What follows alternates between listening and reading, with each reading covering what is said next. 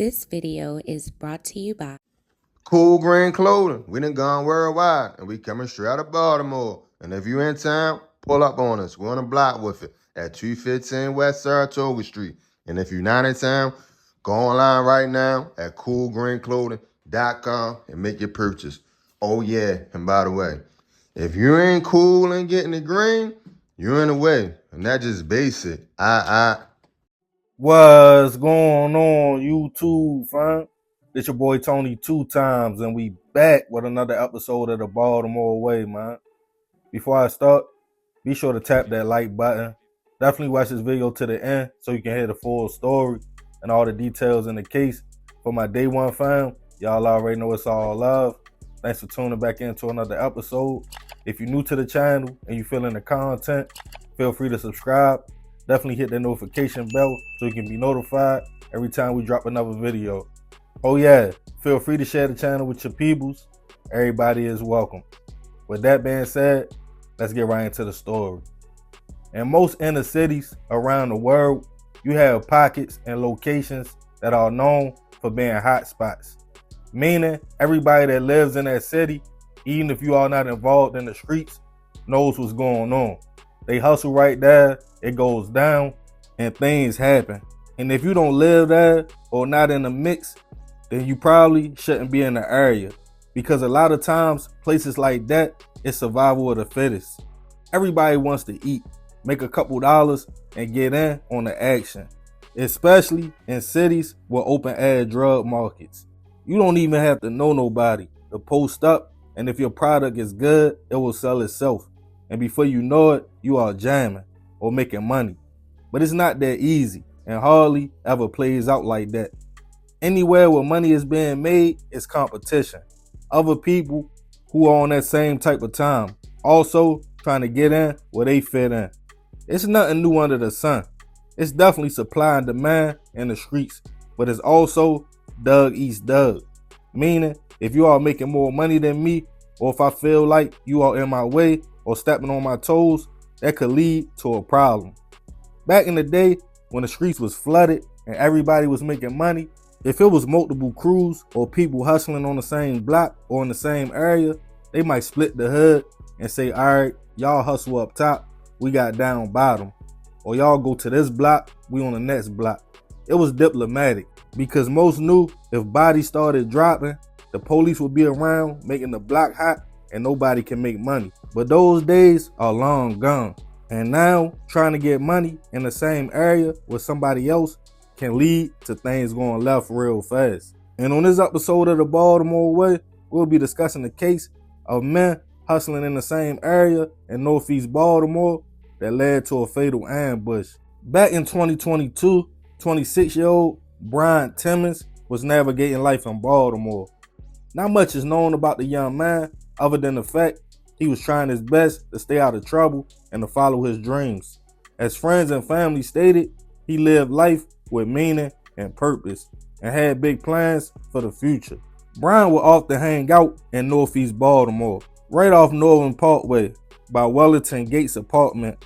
For most people familiar with that area, Dutch Village and other apartment complexes, even the gas stations around there, then you know if you need anything from grass to whatever, it can be a one-stop shop with a lot of foot traffic and people trying to make money. And Brian would sometimes post up in the area, catch a few sales and make a few dollars. His actions would catch the attention of another man, also 26 years old, Donzo Monk Jr. Monk was also known in the area for trapping, as the man was established around there. After being jammed up a few times, he would often come back home and get right back in the mix. At first, him and Brian would see each other, know they both were on the same type of tip, speak, and keep it moving. But eventually, Monk started feeling some kind of way, like his money was slowing down and Brian was catching the good sales. On March 10th, 2022, it was a typical day in Northeast Baltimore. A lot of people posted up at the Eagle Mark off of Northern Parkway, including Brian. Around 2 p.m., a car pulled up with Monk in it.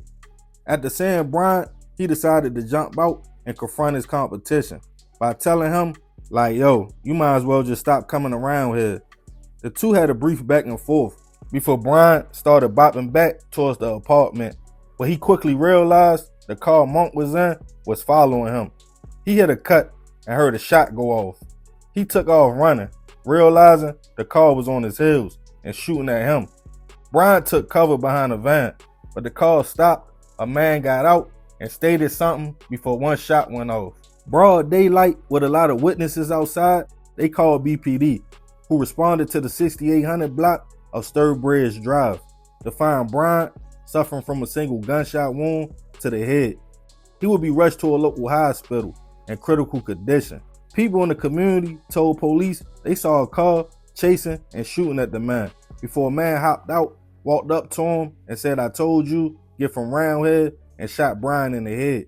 They gave a description of the car, and people familiar with the two men stated the confrontation started at the gas station up the street. Police went to the store and requested the surveillance video, in which it showed a car pull up, a man hop out of a black Chevy Cobalt. The detectives took down the tag number and realized it was registered to a woman. 3 days later, the terrible news would come out that Bryant would unfortunately pass away from his injuries. Now a homicide case, police zeroed in on the address the car was registered to, and Monk, the name people were stating who was the shooter. Police sat on the house in East Baltimore, and a few days later, they picked up a woman who was driving the vehicle. They showed her still images of the car fleeing the shooting location in Northeast Baltimore and asked her did she know what happened. She stated no, but she did let her boyfriend hold the car from time to time. She gave him Monk's name and stated they had been together for months. They also searched the vehicle, finding some of his mail. Now a prime suspect, but he was MIA.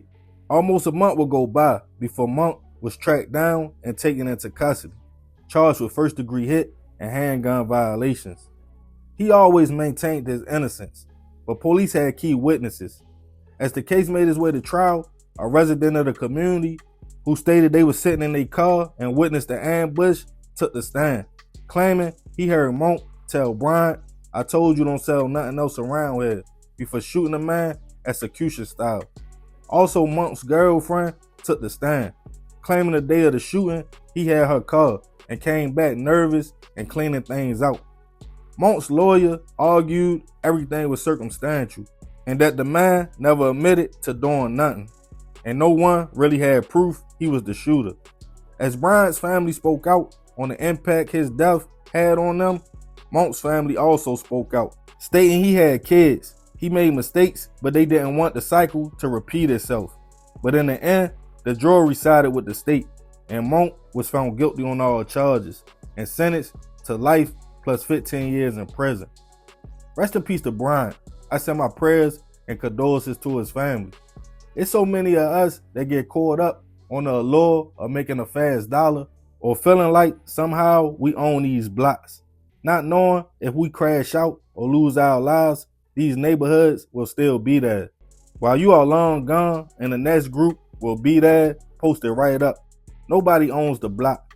This one was crazy because I'm very familiar with that area. I used to be around there, got family around there, and I lived up the street right off the Alameda.